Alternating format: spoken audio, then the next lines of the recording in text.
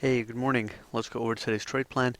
So in the overnight session, the notes mentioned that as long as ES held above 30 quarter, bigger picture, buyers could still maintain control, and we could see a move up to 37 and 39, and then potentially even higher. And so far, that idea has played out pretty well in the overnight session, where buyers did hold ES above 30 quarter, and then the break above 33.75 to 34.75 ended up accelerating the upside, and ES went up and tested that 37 to 39 area. And right now is we're seeing a little bit of responsive selling at that price zone, but nothing really significant. So at this point, if we can hold above 32 to 34 quarter, which is going to be the micro bull bear zone on the day time frame, the market is setting up here for a upside breakout for a move up to 44.75 to 46.75, and potentially even up to the 48.75 level.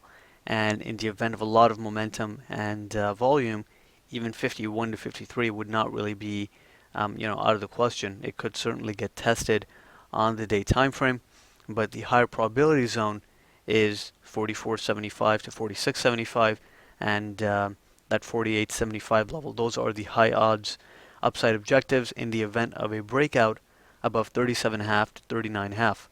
And as long as we hold above the micro bull bear zone, that is going to be the primary scenario that is going to be in play. So that's the upside scenario.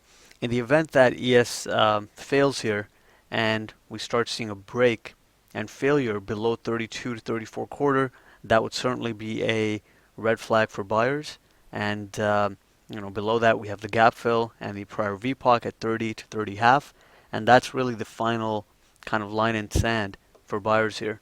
If we're going to get an upside move, ideally the market should not even break the micro bull bear zone, but 1930 to 30 half would kind of be the last support level where buyers could still step in and move the market higher. But even heading down to 1930 at this point would indicate weakness. So we are going to be cautious if the market puts in a deeper pullback all the way down to the overnight lows here and the gap fill. So ideally, if the upside scenario is going to play out, which again is the the higher probability scenario at this point, then ES should hold above 32 to 34 quarter.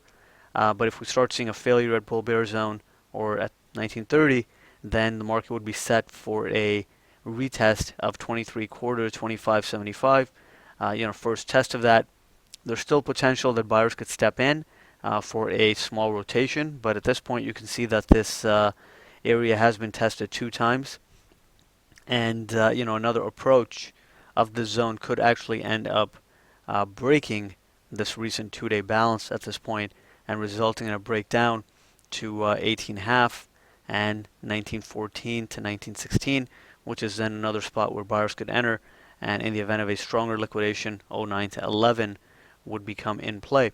But again, that's the lower odds scenario at this point right now. We've seen this area tested multiple times. Buyers have stepped in a pretty aggressive way, in every instance that this 23 quarter area has been tested.